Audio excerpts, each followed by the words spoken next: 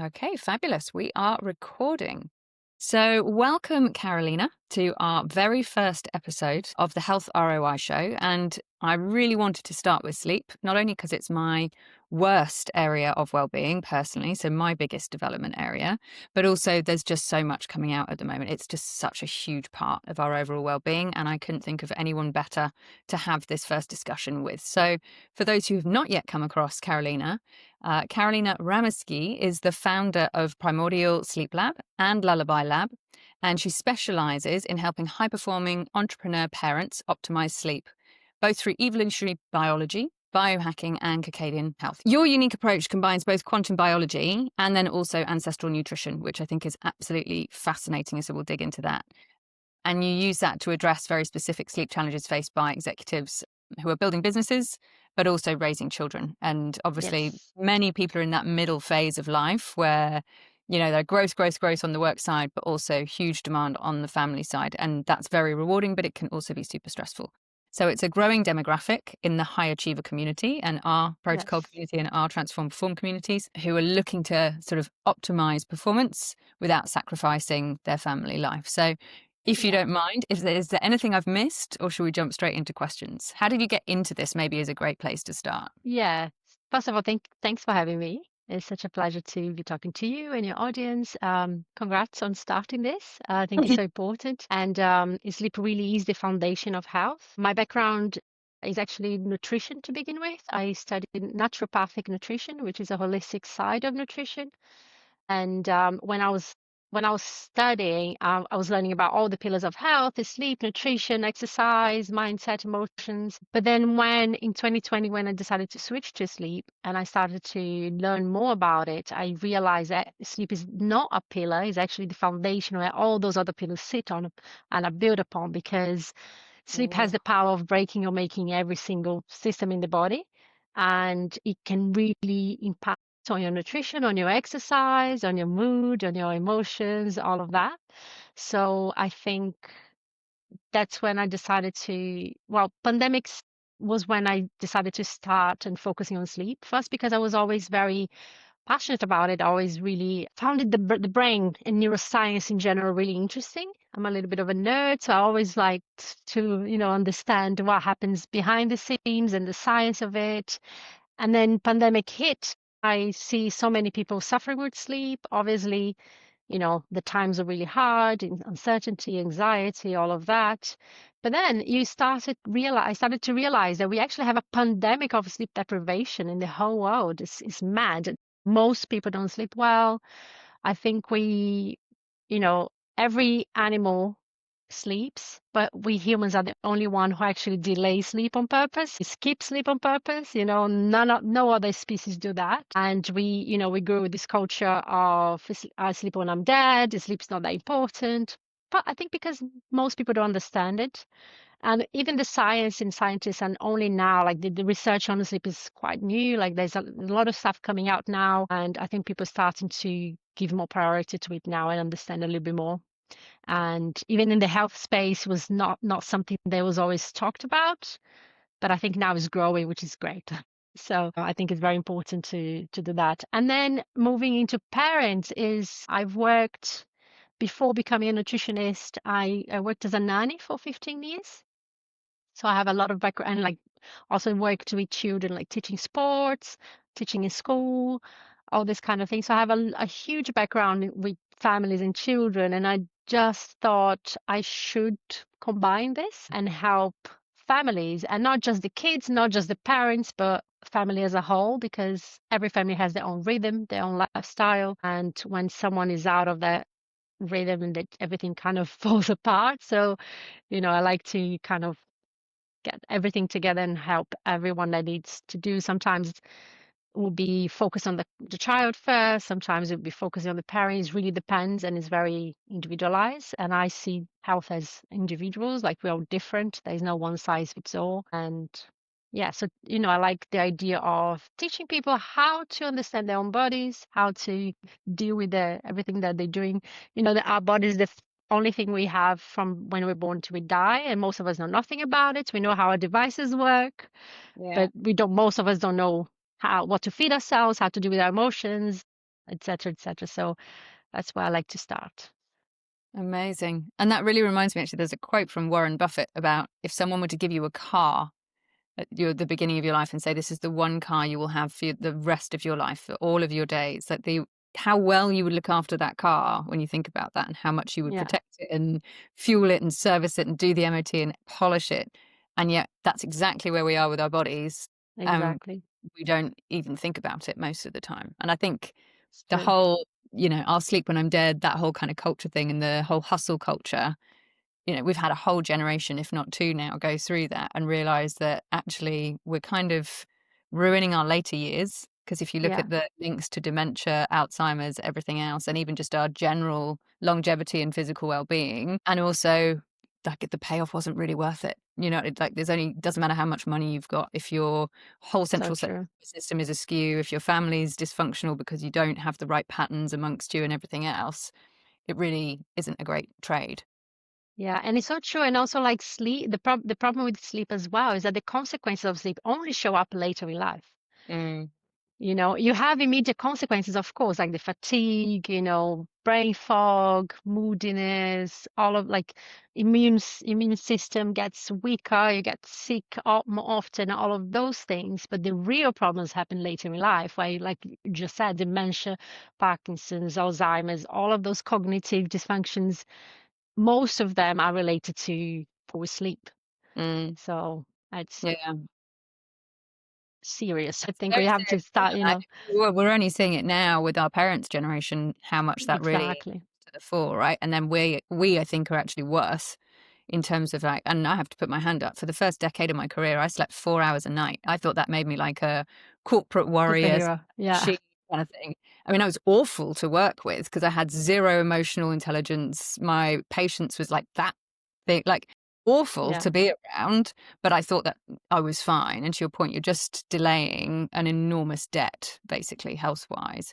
But Yeah. before we freak everybody out completely, what steps can we take? Let's say we are where we are. Like, what steps can we take to sort of start taking care of ourselves? And I think it's really important, the point you touch on around families. So even if you don't have Yeah. children, especially if you Yeah. do, there are other people in your life, right? It's not like you can just go, right, I'm going to start going to bed at 8 p.m. every night if you've got completely different patterns, lifestyles happening around you. So where do we Yeah. even begin on sort of taking care of Yeah. ourselves? I think I think first of all, awareness, understand that you have a problem. Not necessarily a problem, but you're not optimal in that area, and that you we can always improve, I guess, with everything. Mhm. And then awareness is paramount. You have to have some awareness to start changing anything. And then understanding your own biology. So we have a thing called chronotype. I don't know if you know what chronotype is. So it's basically your genetic predisposition of being a morning person, evening person, somewhere in between. And that tells a lot and helps us a lot with, especially with timing, time to sleep, time to eat, time to exercise. Mhm. We have our circadian rhythm is what is the word? Sorry, is run by your circadian rhythm, which is your master. You have a master clock on your brain, pineal gland called the suprachiasmatic nucleus, suprachiasmatic nucleus, and that is activated by light. So daylight, sunlight, even dark, even cloudy days is still there. So it's activated by light. And then every single organ in your body, you have a clock as well.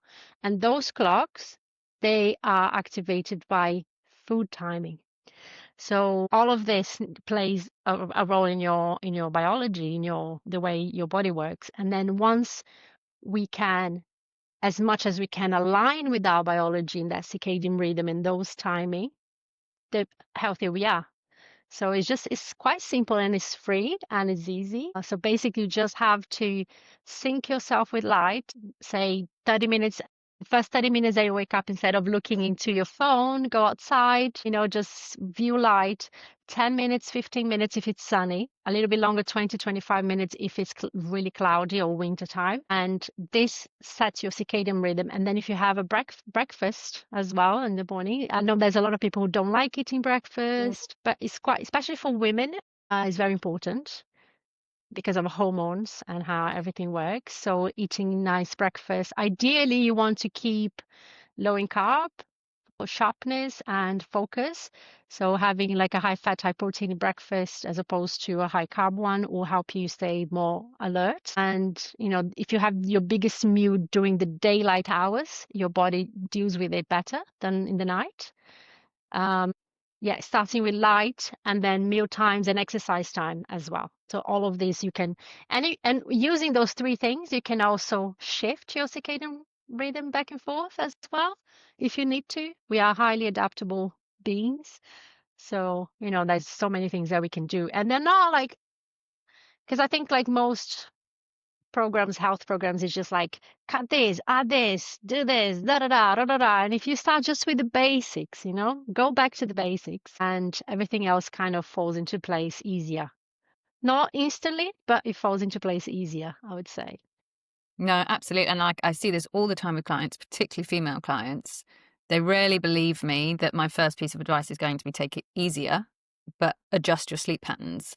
And then it only Yeah, takes, 2 to 3 weeks before their hormones are resetting because they are yeah, sleeping a way that is aligned with their chronotype. And then actually things like the weight drops off, they're not retaining as much yes, water, the brain fog is lifting.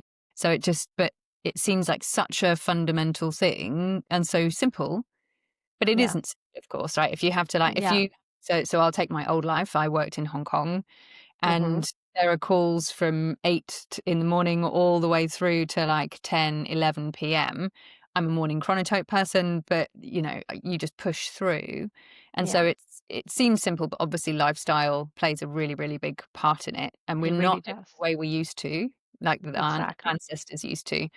Um, so then let's add kids into the mix. So let's Mm-hmm, say we have a couple who are fairly high achieving or very high achieving, take your pick, jobs. They've managed to get their sleep into kind of a decent enough rhythm. Sometimes, obviously, there'll be exceptions. There's occasionally a yeah, night out on the booze or whatever, which is always going to throw yeah, things off. But then they're planning to have a family. What sort of mm-hmm. changes should that couple be thinking about I before think the baby comes?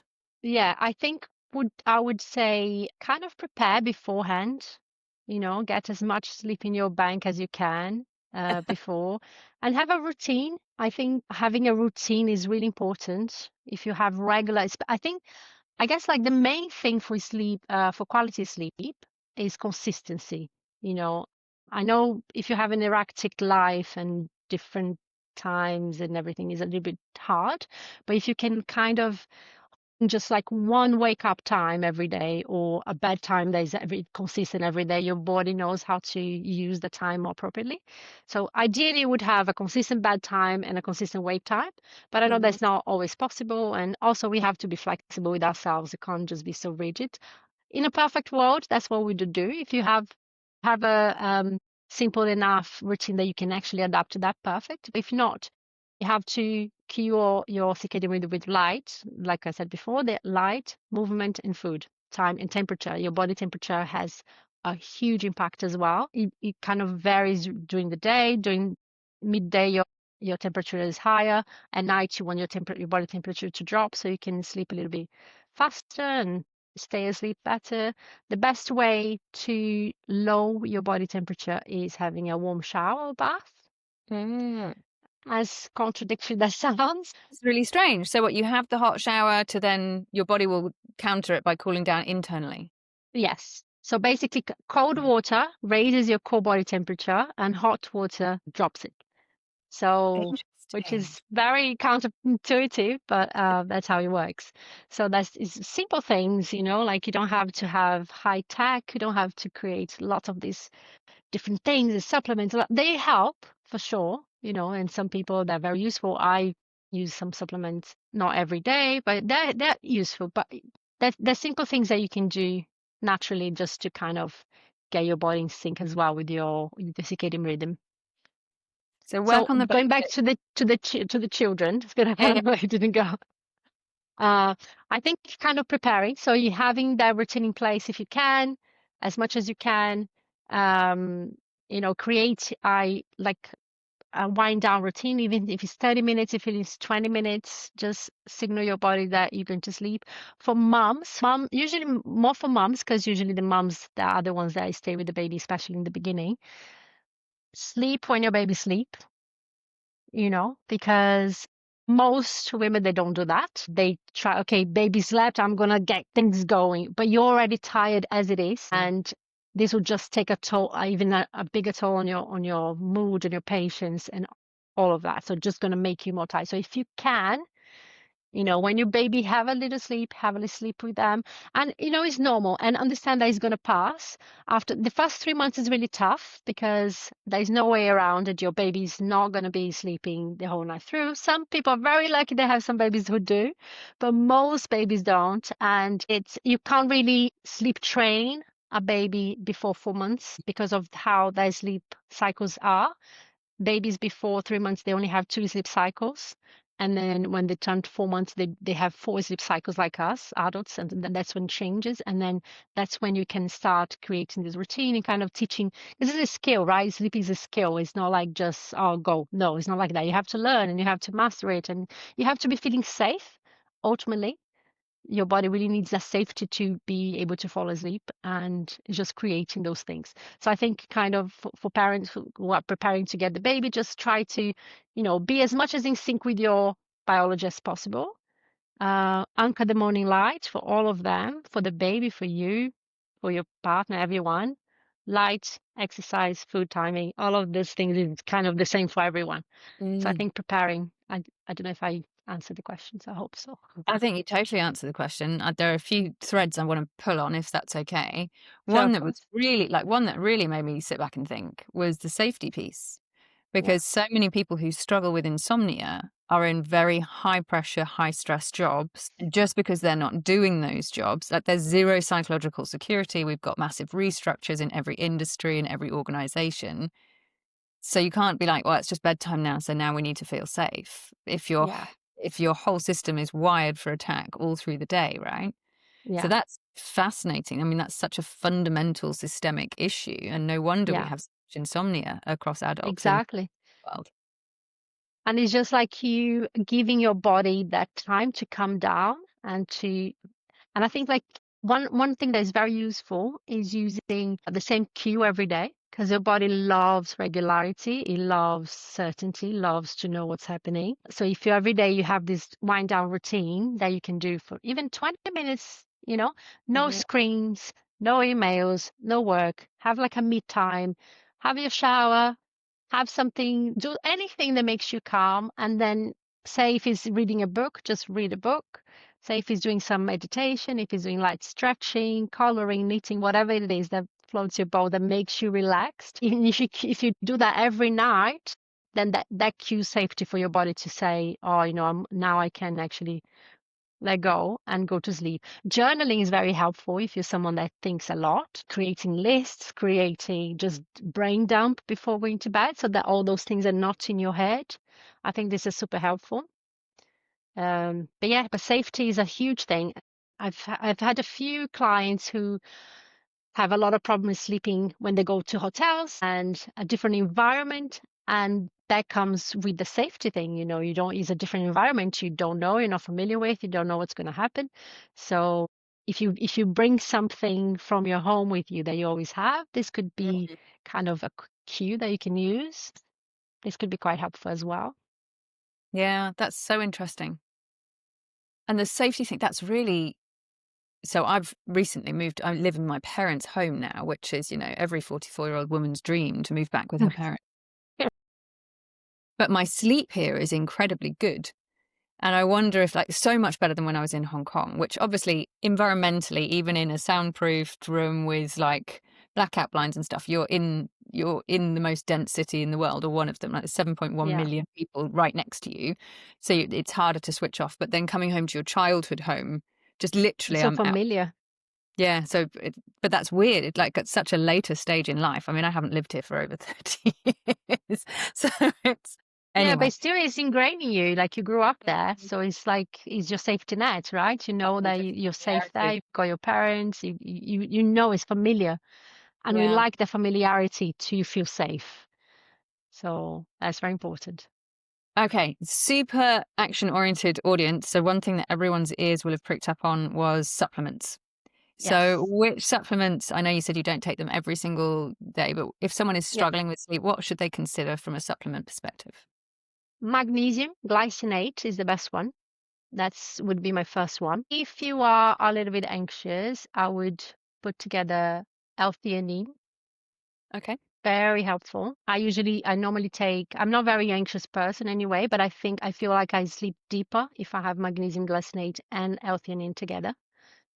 Another one that I've been experimenting lately is reishi mushroom, Hmm. functional mushroom. It's very, but the reishi is very nuanced because it's an adaptogen. So if your sleep is in a kind of messed, taking it before bed might help. Some people really helps. For me, if I had like if my sleep is off and I take reishi before bed, it really helps. But if my sleep is already in a nice rhythm, it disrupts my sleep. So I have to Ah. take it during the day because reishi also helps with cortisol reduction. So you can take it early in the day, so you still have the benefit of the cortisol reducing, and then it doesn't impact your sleep. Mm. So I would say these would be the three that I like the most. Okay. Excellent. Because there's a lot out there. I remember there was a whole phase of like everyone was taking GABA for a while, but I was just Yeah. having really crazy dreams on it. So you wake up and you feel like you haven't been asleep. And I'm like, okay, well, maybe that's helped with something, but I didn't feel rested. Yeah, glycine is an amino acid also is quite helpful for sleep as well, which is the same with magnesium glycinate has a little bit of glycine in it. And glycine is quite good, but also for some people it gives really vivid dreams. Mm. So you have to experiment. There's no other way of finding out what works for you. But I would say, yeah, magnesium glycine. I think because there's so many forms of magnesium, but what I found with me and most of my clients is the glycinate one is the best one for sleep, or Okay. most people. Fabulous. And then I know that you've talked about going back to basics. I can't get away from the Yeah. fact that we're both laden with gadgets, though. Whenever we move our hands, I Yes. can see multiple gadgets. So if people do want to invest or have already invested, Yeah. what would you advise? Because obviously, and I've heard quite a lot actually about people getting quite stressed about their sleep Yeah. scores, then that actually being disruptive. So Yes. what would you advise to clients on that one? Don't obsess, first of all. They are helpful for you to learn your patterns and understand where they are, but they're not 100% accurate. I would say look at the numbers, but how you feel is more important, 100% more important. So say, for example, and it happens quite often, my Oura ring will say that I had an amazing sleep and I felt like I didn't sleep that well. I woke up a few times and I'm not feeling my greatest. Or the other way around, it's going to say that I had a horrible sleep and I actually feel fine. So how you feel, check in with yourself, like the way you are. Am I feeling refreshed when I wake up? Do I need to hit the snooze button a few times? Do I need a ton of caffeine to keep me going throughout the day? This is all the signs that you should look for.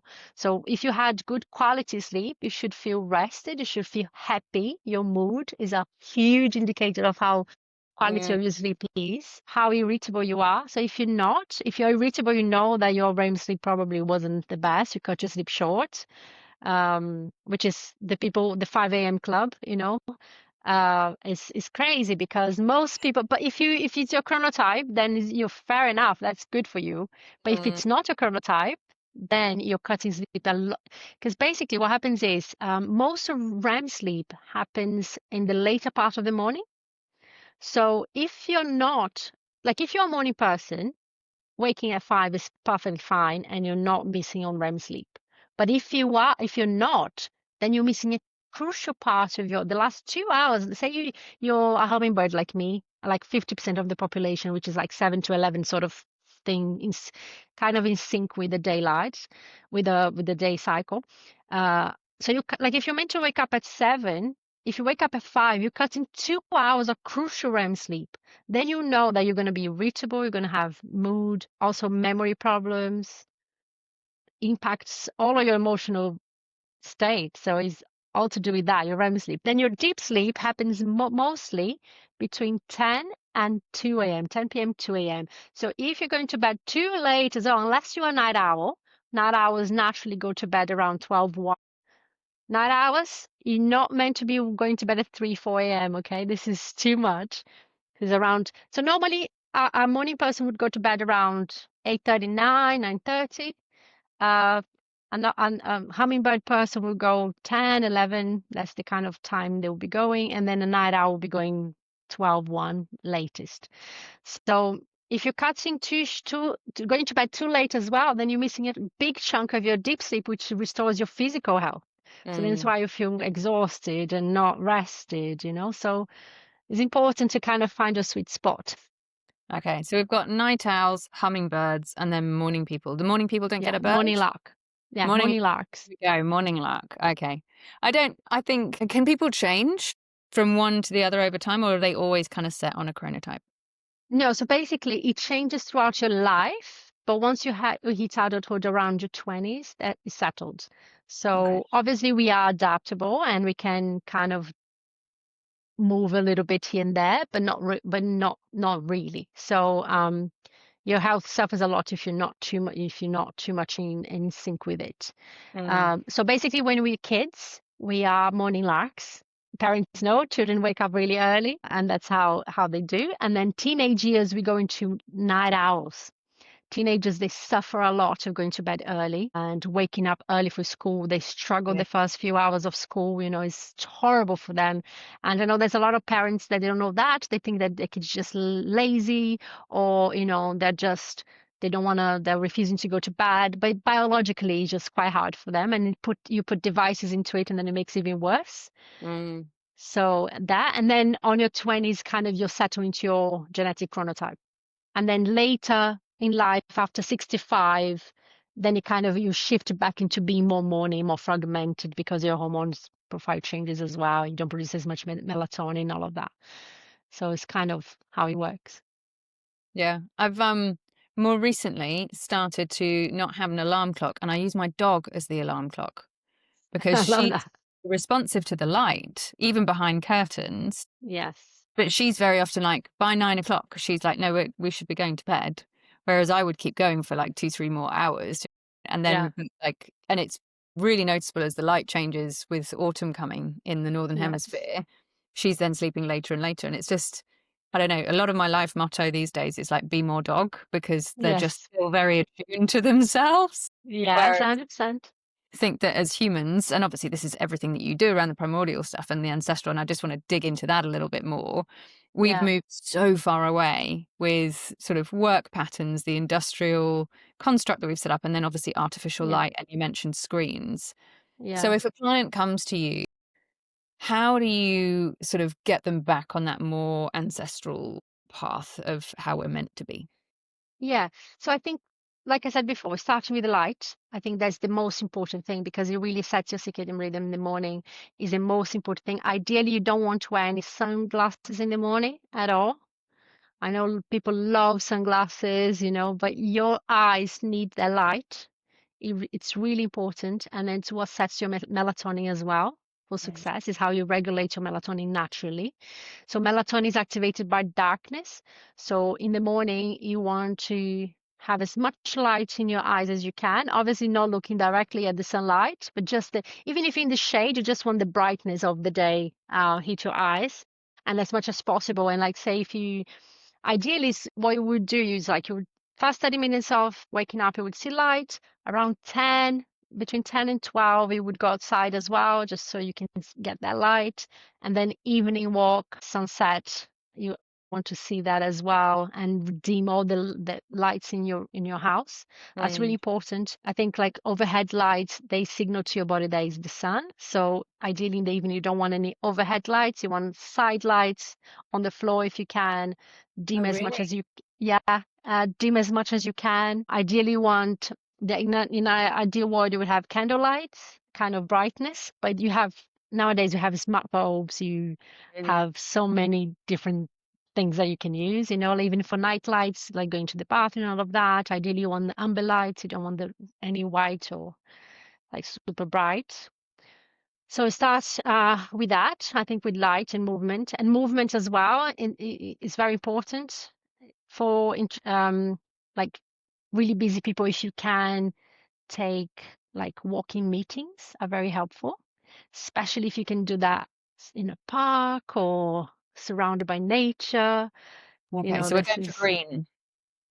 yeah, I think it's like going back to the basics in the sense like what did our ancestors do? They lived outside most of the time. They had a lot of movement. They're always in sync with the light and movement and the temperature. So paying attention to the temperature in the morning for you to be super alert. You can have a cold shower that will make you super alert for sure. And then in the evening, a warm shower just to kind of calm down, signal safety to your body, drop your core body temperature. That just kind of things just happens. And I think this is the main thing that we kind of moved away. We are sitting down all day. We have artificial lights all over us the whole time.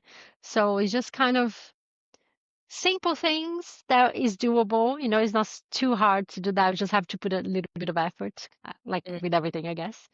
So yeah, I think I would start with that. And then obviously being very personalized, what's your chronotype? What's the timing that you need to do things? And your chronotype dictates all the perfect timings for you to do everything, to eat, to exercise, to sleep, and And so on.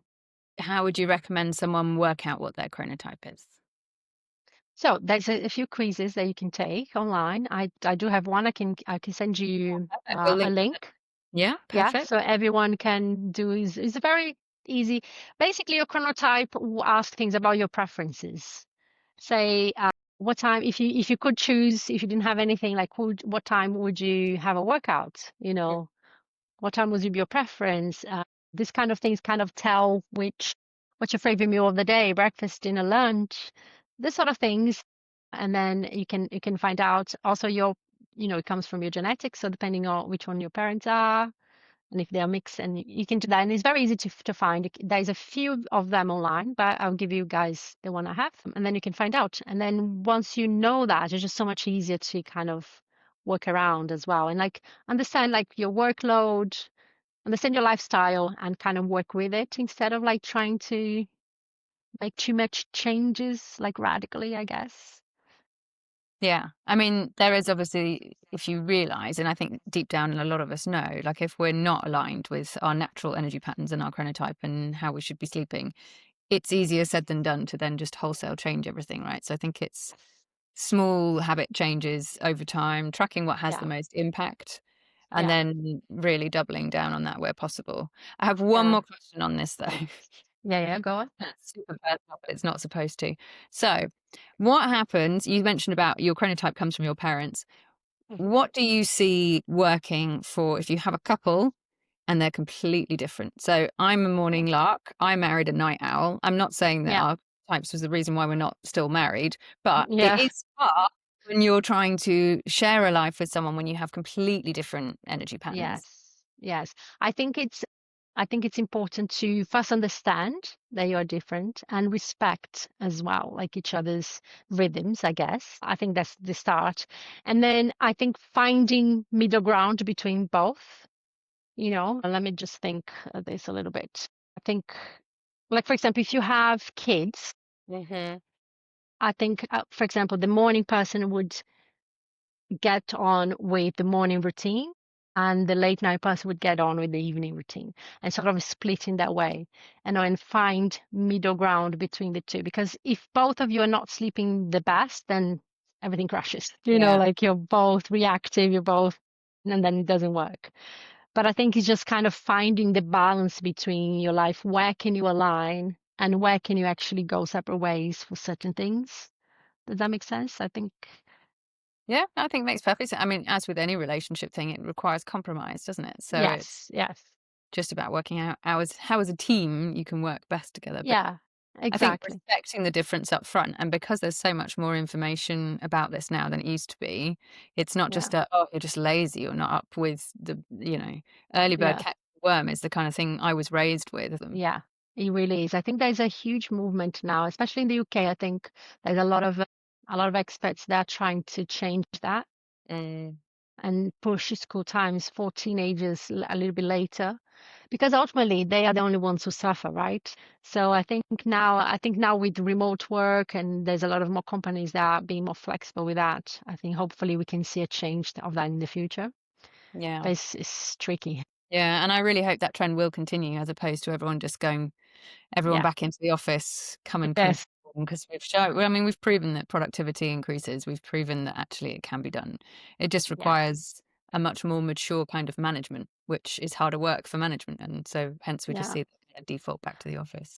Yeah, and then also people being more responsible and like accountable for themselves as well.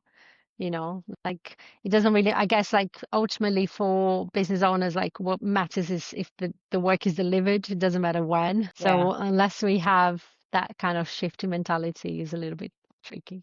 No, absolutely. I mean, it should just be about results, shouldn't it? But Yeah. now I'm just veering into my other business. So we'll stay focused on.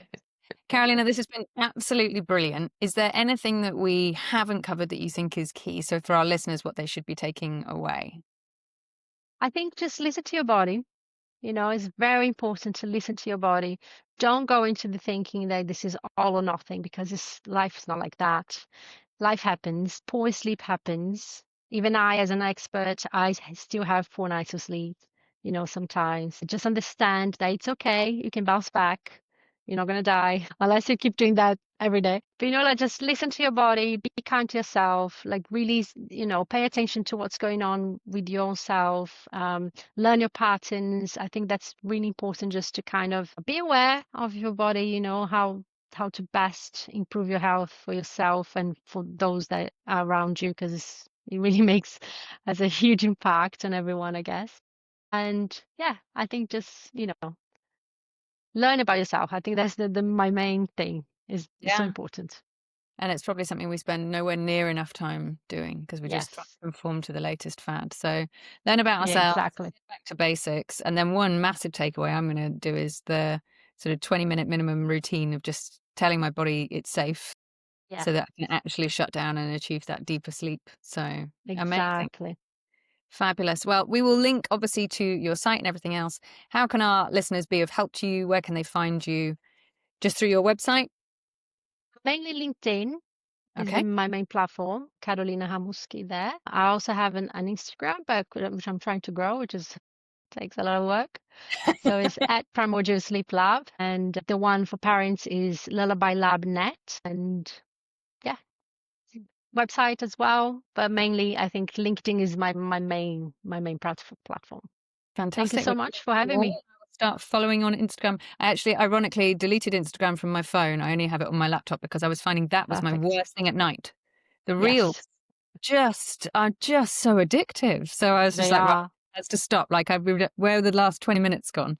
So, Exactly. Which is that you say I'm gonna go for 5 minutes, and when you see an hour's gone past, and you're like, what happened? You just think feel rubbish, right? You don't even feel good. Like the first five yeah, minutes, and then afterwards, you're just yeah, like, oh, I'm a zombie now. So yeah, so when I'm logged on, I will go and find you on Instagram. perfect. Fabulous. Thank you so, so much for your time. Really appreciate it. And I know this is going to be an amazing first episode because it's something that everyone I speak to needs to work on. So thank you very, very Thank much. you very much for having me. It's been a pleasure talking to you, and yeah, awesome. Thank you. I really Absolutely. had fun talking to you. Take care and speak to you You too. soon. Cheers.